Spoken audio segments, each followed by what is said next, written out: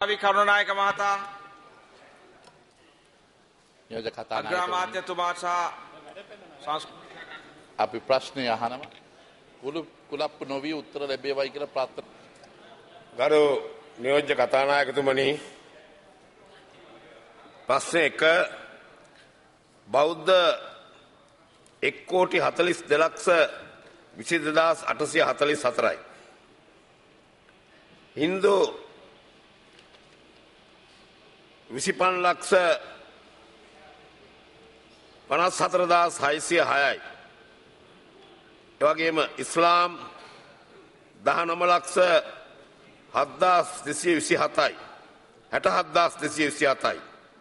රෝමානු කතෝලික 12,37,038යි. වෙනත් ක්‍රිස්තියානි 2,72,568යි. වෙනත් 9,440යි.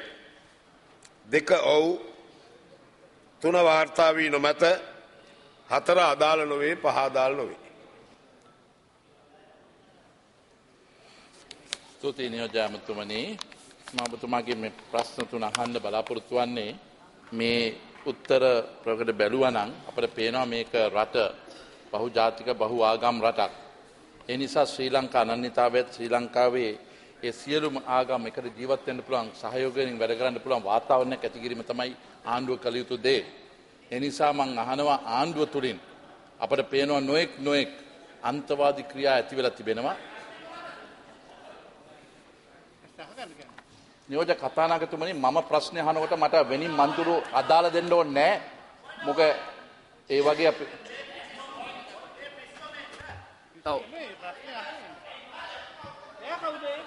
What is the point of order?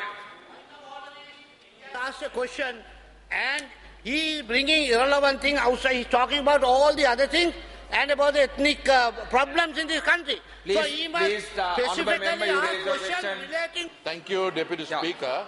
But I would like to ensure that you are in the chair, that there is a decorum. Order please. Honourable member, you raise the question. I did raise the question, but I also like to ensure. Garu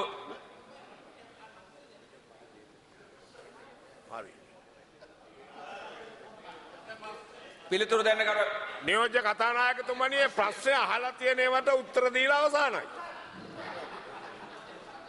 වටේ යනවා නෙමෙයි. හරි. දැන් ඔබතුමාගේ තව ප්‍රශ්නයක් තියෙනවද? මගේ පළවෙනි ප්‍රශ්නය. පළවෙනි ප්‍රශ්නෙට පිළිතුරු දීලා අවසానයි කියලා කර එමතුමා. ඒක තමයි නියෝජ්‍ය කතානායකතුමනි මම කිව්වේ මේ පාර්ලිමේන්තුවේ ගරුත්වයක් තියගන්න අවශ්‍යයි. දෙවෙනි ප්‍රශ්නය මොකක්ද ඔබතුමාගේ? මගේ පළවෙනි ප්‍රශ්නය.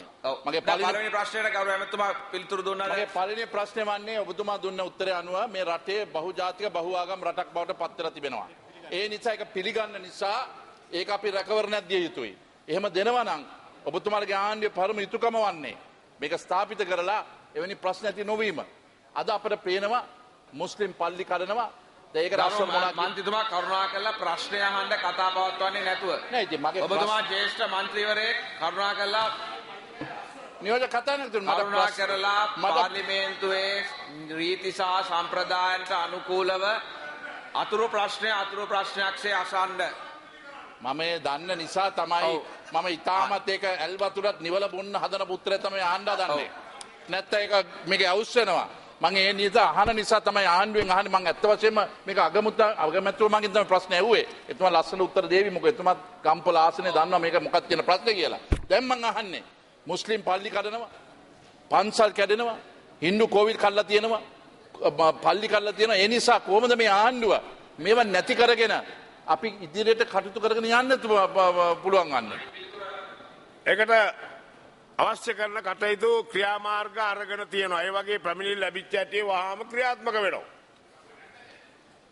ඒ වගේ මේ ප්‍රවණතාවයක් හැටියට එහෙම දෙයක් සිද්ධ වෙන්නේ නැහැ. එහෙම සිද්ධ වෙලා නැහැ. කලාතුරකින් තනක යම්කිසි පිරිසක් විසින් යම් දේවල් සිදු කරනවා. ඒවා ඒ අවස්ථාවේ මට පාත් වෙනවා. මගේ දෙවැනි අතු ප්‍රත්‍යය ඔබතුමාගේ ප්‍රශ්නය උත්තරය තුලින් අපිට පේනවා යම් විදිහේ ප්‍රශ්න තියෙනවා. නමුත් ඒවා නැති වෙන ආකාරයකට කටයුතු කරන්න ඕනේ කියලා කිව්ව තමයි. දැන් එහෙම තියෙනවා නම් මෙතන ඉතාමත් උග්‍ර මුස්ලිම් මන්ත්‍රීවරු අතර ප්‍රශ්නයක් ඉදිරිපත් කළ තියෙනවා අගමැතිතුමාට. මම දන්නවා එතුමා ඉතාමත් ඕනේ කමිගේ ප්‍රශ්න විසඳන දානවා.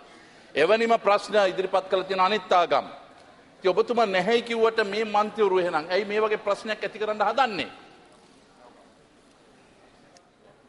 එහෙම ප්‍රශ්න මේ අපිට මෙතෙක් ඒ වගේ බරපතල සිදුවීම් වාර්තා වෙලා නැහැ. එකක් දෙකක් වගේ ඒවා වාර්තා වෙලා තිබුණා. ඒවට අපි කටයුතු කෙරුවා. ඒවා නීත්‍යානුකූලව නවත්තන්න කටයුතු කරලා තියෙනවා. තුන්වෙනි අතුරු ප්‍රශ්නය. තුන්වෙනි අතුරු ප්‍රශ්නය නියෝජ්‍ය අපිටුවා මම බලාපොරොත්තු වෙන්නේ ඔබතුමා මේ ශ්‍රී ලංකාවේ තමයි වාසය කරන්නේ. ඒක තුලින් LLRC රිපෝට් එකේ මේකේ වාර්තා වෙලා තියෙනවා ඉංග්‍රීසියෙන් කියනවා නම් religious intolerance කියලා. ඒකම තමයි ඔබතුමාලාගේ ඇමතිවරු ගියාම ජෙනීවලත් කතා කරේ. ඉතින් මේව මුකුත් නැත්තම් ඇයි එන මේව පිළි අරගෙන මේ වගේ නිකරුණේ ප්‍රශ්න ඇති කරලා තියෙන්නේ. මේ LRC එක සම්බන්ධව මේකේ සම්බන්ධයක් නැහැ නියෝජ්‍ය කතානායකතුමනි. ඒකට වෙනම ප්‍රශ්නයක් ඉදිරිපත් කරන්න උත්තර දෙන්න. මේ ප්‍රශ්න වැලක් දානවානේ. ප්‍රශ්න පත්තරයක් නේ ඔබතුමා.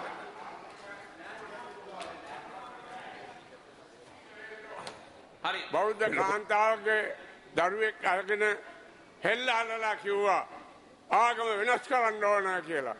එයා කිව්වා බෑ කියලා. අපේ ඉතිහාසයේ තියෙනවා. ඒ නිසා හරියාකාරව කවුරු හරි ආගම අදහනවා නම් ලේසියෙන් වෙනස් කරන්න බෑ. ප්‍රශ්නාංක 3 ගරු